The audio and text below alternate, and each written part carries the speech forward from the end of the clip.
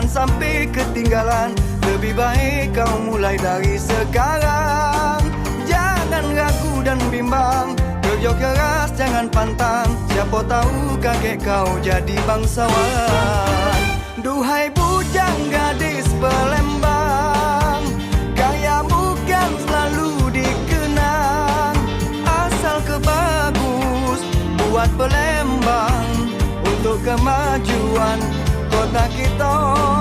Asal kau bagus untuk dicontoh untuk kemakmuran kota kita. Mulailah dari sekarang membangun negeri kita kawan. Karena masa yang akan datang pasti lebih banyak tantangan.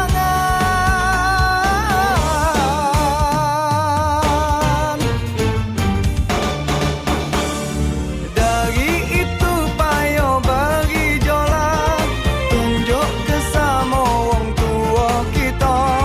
Kalau bujang gadis Palembang pasti bisa lebih jauh. Jangan takut dengan kegagalan.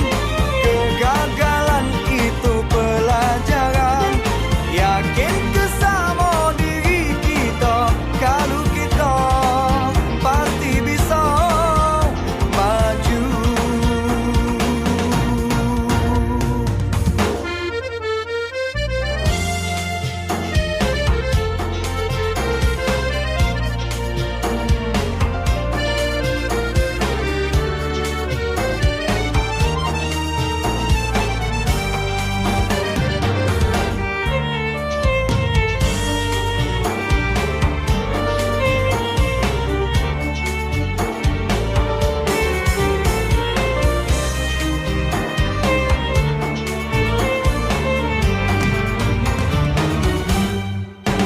Duhai bujang gadis Palembang, gayamu kan selalu dikenang.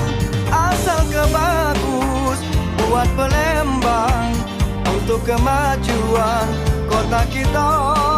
Asal kau bagus untuk dicontoh untuk kemakmuran kota kita.